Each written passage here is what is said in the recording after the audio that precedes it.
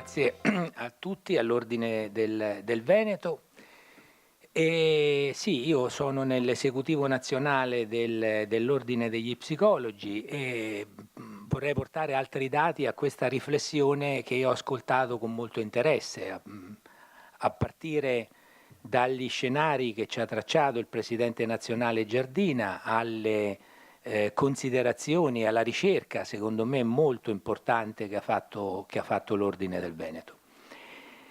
Io aggiungerò altri dati, anche il lavoro che stiamo facendo a livello nazionale come ordine sul patto salute. Io all'inizio di questo mandato nazionale del 2014 ho avuto l'incarico di seguire il patto per la salute, che è stato già qui un po' dette alcune cose, e mi sembra molto importante quello che esce di come la comunità professionale stia lavorando in maniera molto sinergica, molto coesa, per raggiungere alcuni importanti obiettivi. Alcune cose sono state già dette, quindi io ho diverse diapositive, ma cercherò di andare veloce.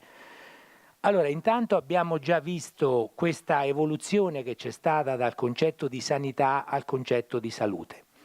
Quindi il concetto di salute si è allargato da un punto di vista culturale, ma anche da un punto di vista scientifico, perché sappiamo che salute non è solo assenza di malattia, ma è equilibrio adattativo, è una serie di fattori su cui gli aspetti psicologici contano molto, quindi non solo curare, ma promuovere e restituire salute. Il Ministero della Sanità è diventato un Ministero della Salute non a caso, e non a caso noi parliamo di sistema salute. Lo ricordava anche Alessandro De Carlo prima, come in sostanza quando noi parliamo di professionisti per la salute parliamo di un discorso che va anche oltre il sistema sanitario nazionale. Il patto per la salute è stata la grande cornice che in questi anni sta gestendo il rapporto tra Stato e Regioni, tra governo e Regioni, per cercare di mettere insieme la sostenibilità del sistema sanitario, che ricordate è uno dei più avanzati al mondo, quello che noi abbiamo, con il concetto della innovazione. Guardate, dentro il patto della salute ci sono tutti i grandi capitoli che stanno accadendo in questi anni, no? I livelli essenziali di assistenza, di cui abbiamo un po' già parlato, il piano nazionale della prevenzione, il piano nazionale della cronicità, la riforma delle cure primarie e dei servizi territoriali, la farmacia dei servizi, il nomenclatore tariffario, i processi di umanizzazione, la definizione degli standard del personale del servizio sanitario, i flussi informativi.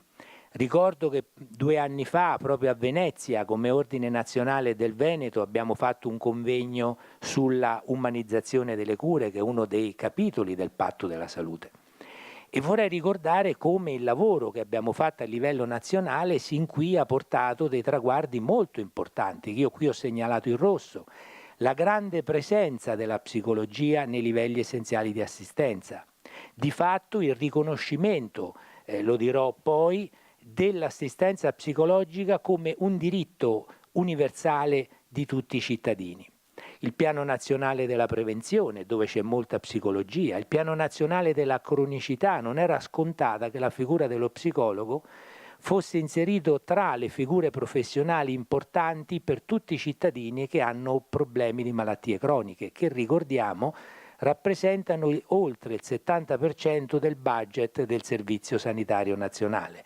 Interessano milioni di cittadini, parliamo del diabete, delle malattie cardiovascolari, delle malattie oncologiche, delle malattie respiratorie, delle malattie neurodegenerative, gran parte dei problemi di cui si occupa il Servizio Sanitario Nazionale e non solo.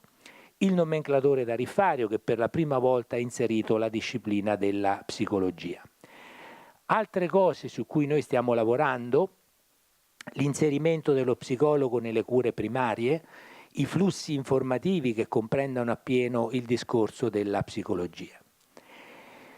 Tutto questo perché i dati che noi abbiamo e che stiamo portando avanti, stiamo mostrando nelle sedi opportune, ci dicono che gli aspetti psicologici sono determinanti di salute, cioè incidono molto sulla salute sia psichica che fisica. hanno un ruolo nei processi individuali, relazionali e sociali, hanno un peso nella promozione della salute, nella prevenzione, nella cura, nella riabilitazione e nell'assistenza in generale e hanno un ruolo molto importante sull'efficacia delle cure e sui costi. Questi sono i modelli americano, statunitense e europeo sui determinanti di salute. Vedete che nel modello statunitense comunque lo stile di vita, cioè l'approccio della persona, i comportamenti della persona, si considerano essere il 50% dei determinanti di salute. L'Europa fa un modello più complesso, ma di fatto il dato importante che viene avanti è che i determinanti di salute dipendono in generale nel corso della vita dalla qualità dei processi e degli equilibri adattativi che uniscono la persona con il contesto. E sicuramente la scienza che più ha a che fare con lo studio e con l'intervento sui processi adattativi e sugli equilibri adattativi oggi sono le scienze psicologiche. Questo è l'Istituto di Medicina degli Stati Uniti che studia il peso come determinanti di salute nella vita umana di una serie di fattori sociodemografici, psicologici, comportamentali e legati alle condizioni di vita. Possiamo vedere quanto gli aspetti psicologici hanno una incidenza a livello individuale, a livello sociale, cioè nelle popolazioni, e come dato di ricerca, cioè quanto pesano gli aspetti psicologici. Studi longitudinali importanti fatti da nostri colleghi come questo ci dicono che se ci sono fattori di rischio nella vita delle persone, come avere delle situazioni avversive dalla nascita a 5 anni di vita o avere una mamma depressa, questo determina una predizione, un rischio importante per essere già nell'adolescenza in situazioni di stress più significativo o in condizioni, in storie di depressione e così all'età di 20 anni. Quindi capiamo come situazioni diciamo relazionali, contestuali possono costituire un fattore di rischio e quanto la psicologia sia importante per la prevenzione di queste traiettorie esistenziali.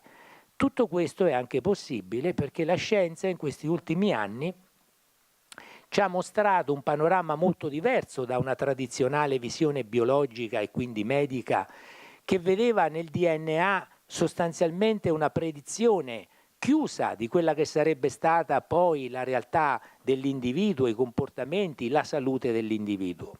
Come dice Time in questo importante articolo, non è nel DNA il tuo destino. Oggi noi sappiamo che l'attività genetica che modula circa l'80% di tutto quello che avviene nel nostro corpo in ogni istante della nostra vita, quindi l'attività fisiologica, è fortemente influenzata dai processi psichici.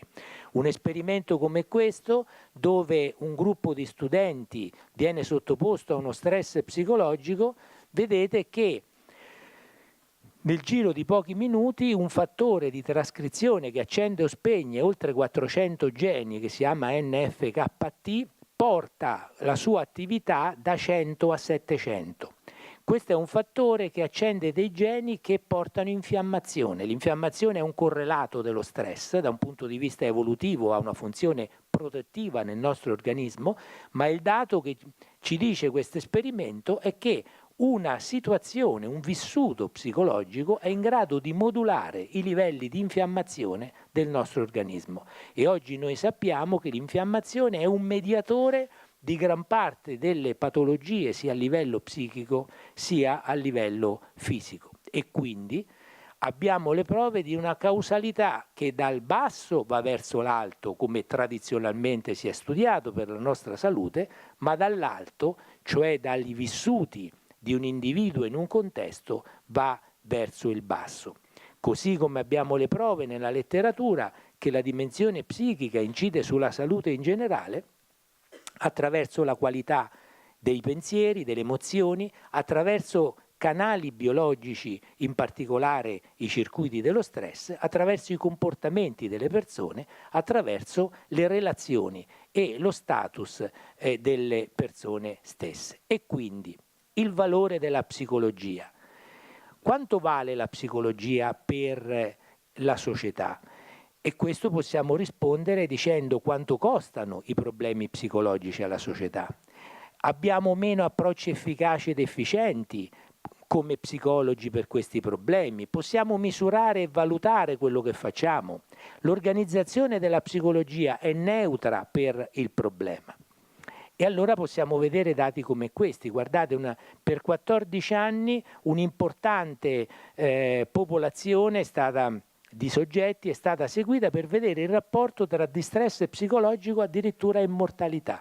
Guardate che le persone che hanno un distress psicologico più elevato, ovvero un disagio psicologico più elevato, di questo parliamo, quello che i LEA traducono come disagio psicologico, hanno una mortalità superiore del 90% in 14 anni o del 70% circa se correggiamo il dato per tutti i fattori di rischio, ovvero per i fattori di rischio tradizionali, fumo, alcol, indice di massa corporea, quindi stile di vita, assunzione di farmaci, fattori di tipo sociodemografico, livello economico, cioè tutti i classici fattori di rischio per la salute, li togliamo, rimane questo rapporto straordinariamente importante tra distress psicologico e salute.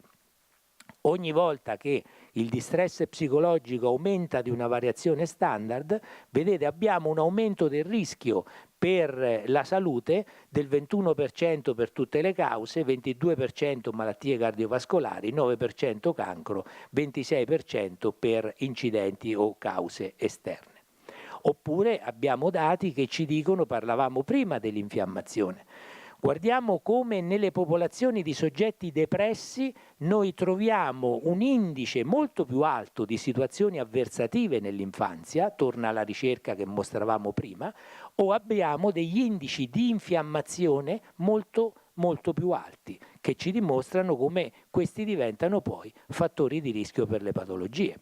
Ma sappiamo anche che è vero il contrario. Se le persone stanno meglio, hanno un maggiore benessere psicologico, vivono più a lungo e con una migliore qualità di vita.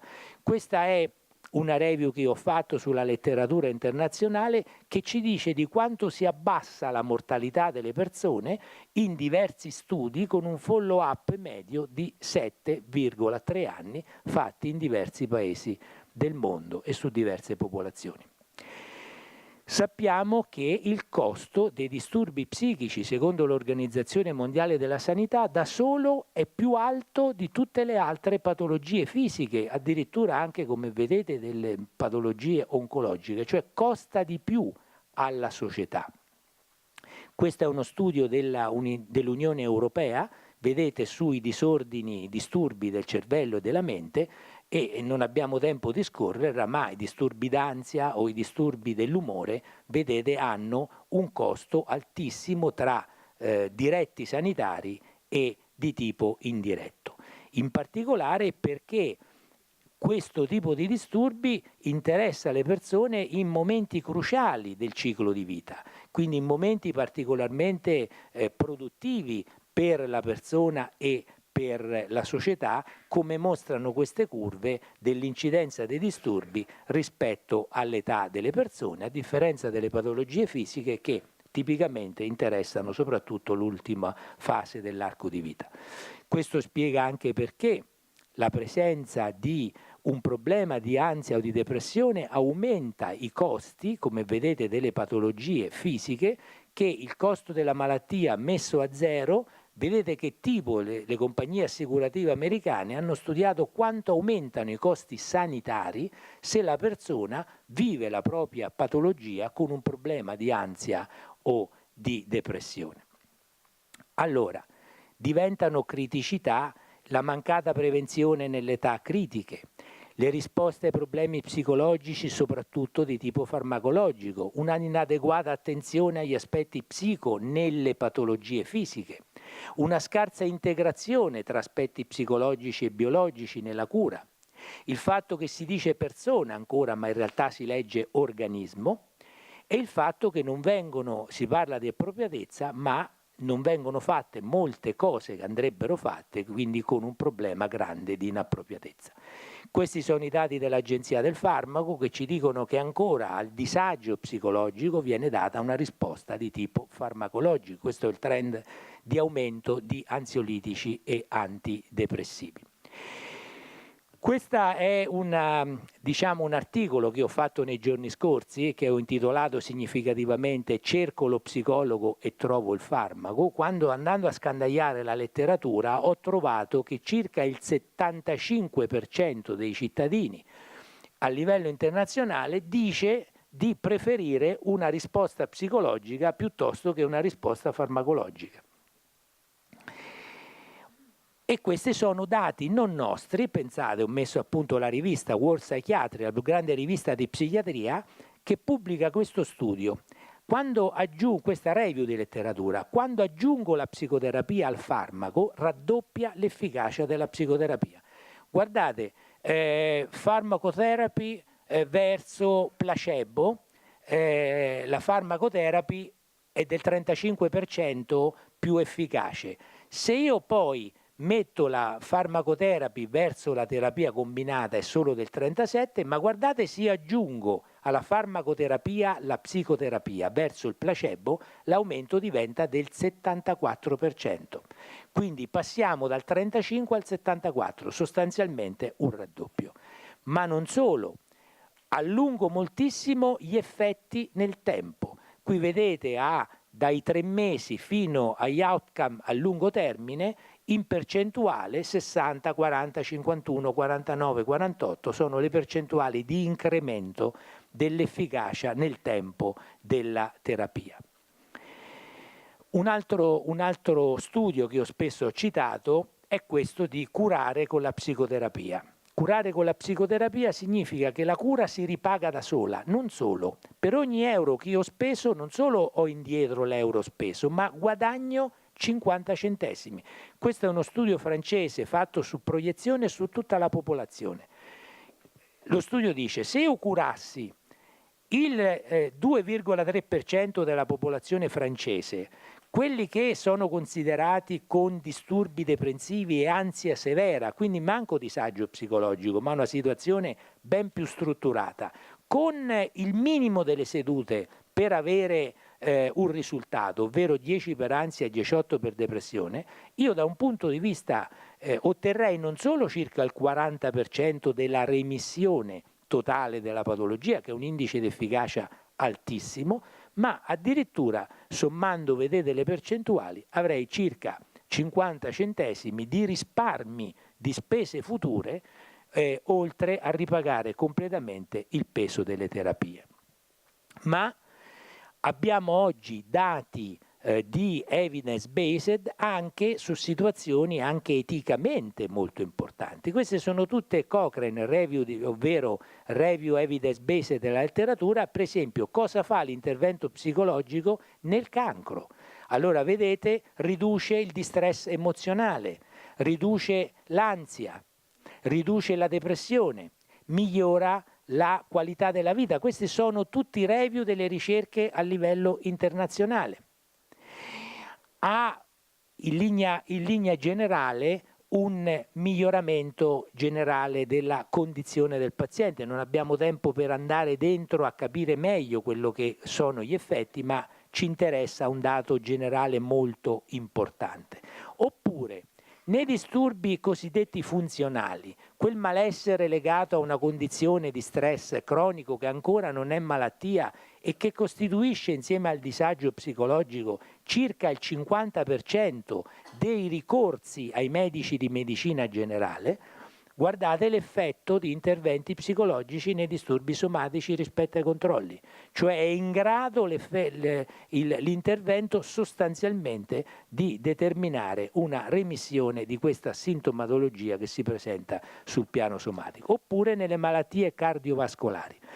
Questa è una Cochrane della letteratura mondiale, sono 35 diversi studi randomizzati controllati che ci dice che l'intervento nelle malattie cardiovascolari non solo diminuisce, come vedete, l'ansia e la depressione, ma addirittura diminuisce la mortalità cardiovascolare, diminuisce la recidiva per infarto, oppure l'atteggiamento psicologico che incide su quello che è l'evoluzione della patologia cardiovascolare. Allora, qualche tempo fa io ho proposto a dei colleghi, come presidente di una società scientifica, la SIPNE, la Società Italiana di Psiconeuroendocrinologia, di fare insieme un documento sulla nuova mission della psicologia nel Servizio Sanitario Nazionale.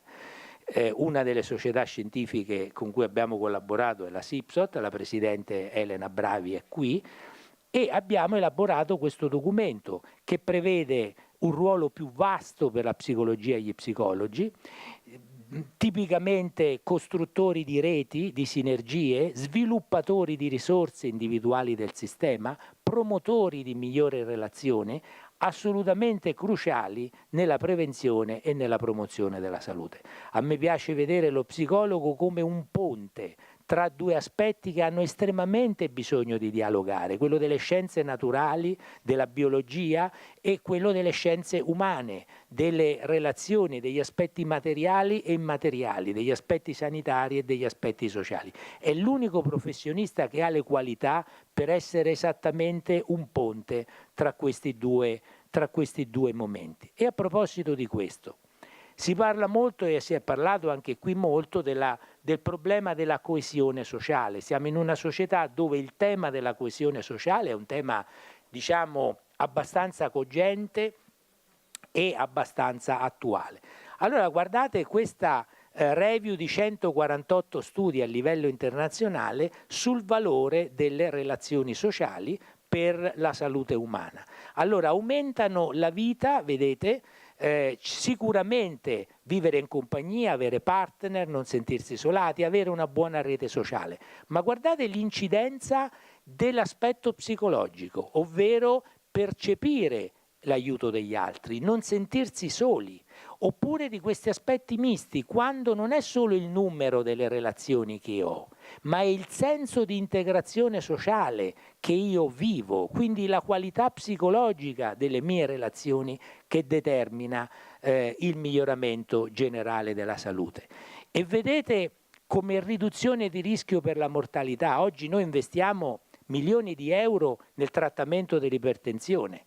Promuoviamo giustamente l'attività fisica, la riduzione degli alcolici, lo smettere di fumare, ma guardate cosa ci dice la letteratura, che il supporto psicosociale è il maggiore riduttore dei rischi per la salute. Sui LEA. I LEA costituiscono, come dicono gli inglesi, una milestone, sono una pietra miliare. Perché sono una pietra miliare? Perché di fatto, per la prima volta, lo Stato dice che l'assistenza psicologica è un diritto dei cittadini.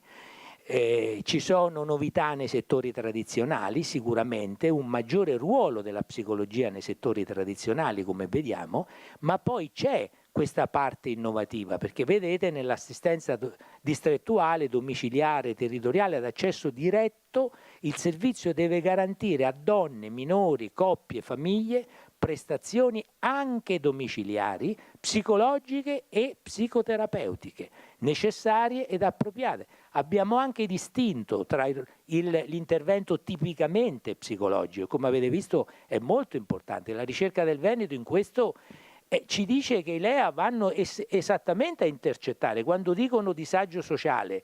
E rispetto al disagio, scusate, psicologico, rispetto al disagio psicologico parlano di intervento psicologico, di sostegno psicologico, di counseling psicologico. Separandolo dalla psicoterapia fanno un elemento di chiarezza che noi come comunità professionale dobbiamo assolutamente fare. E vedete come la salute della donna e della gravidanza, il disagio psicologico in minori e adolescenti, il disagio psicologico individuale e di coppia, perché arriva a dire consulenza e assistenza per problemi individuali e di coppia, supporto psicologico a nuclei familiari in condizioni di disagio. Chi rimane escluso dai LEA? Praticamente nessuno. Allora, a livello nazionale abbiamo come ordine nazionale fatto un documento che adesso renderemo, abbiamo mandato al Ministero, alle regioni, ma adesso lo daremo a tutta la comunità professionale perché lo stamperemo e lo metteremo a disposizione, corredato anche di studi e dati sull'efficacia degli interventi, sui costi-benefici, per dire ok, i LEA dicono questo, beh adesso bisogna attuarli queste previsioni. Come appunto dice il titolo di un convegno che ho promosso a Perugia, attuare i LEA, i nuovi LEA in campo psicologico. L'assistenza psicologica è un diritto per i cittadini. Come garantirla? Questa è la declinazione che noi dobbiamo fare. Per declinare questo dobbiamo lasciarci definitivamente alle spalle alcune situazioni come una sorta di contrapposizione tra pubblico e privato, come se gli interessi degli psicologi, dipendenti del Servizio Sanitario Nazionale fossero contrapposti agli psicologi liberi professionisti. Ci deve essere una alleanza per andare insieme a concorrere ad ottenere alcuni risultati. E quali sono gli obiettivi a cui l'Ordine Nazionale insieme con molti consigli territoriali sta lavorando? Il rinforzo del servizio pubblico, perché nel pubblico ci deve essere una cabina di regia aziendale per la psicologia. Lo psicologo non deve essere una figura dispersa, frammentata, senza che ci sia una visibilità, un coordinamento, una dignità per quanto riguarda la professione. Questo è assolutamente necessario perché questo diventa un presidio utile a tutti.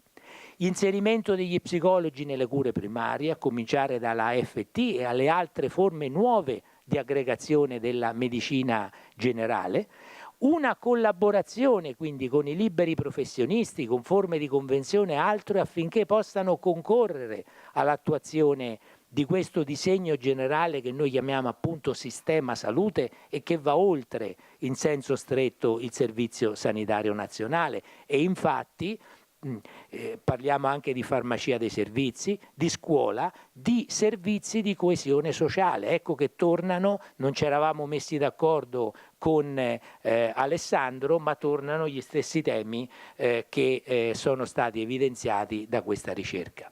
Io vi ringrazio per l'attenzione e un'ultima raccomandazione, anzi un invito a scaricare l'app dell'Ordine Nazionale. Tutti voi avete ricevuto una mail con le credenziali per scaricare sul vostro telefonino questa applicazione che consentirà di ricevere informazioni e adesso anche ricerche e dati di carattere scientifico in tempo reale. È assolutamente gratuita questa applicazione, quindi vi invito a riprendere questa mail, scaricarvela sul telefonino e avere così un ulteriore strumento di conoscenza, dialogo e informazione. Grazie.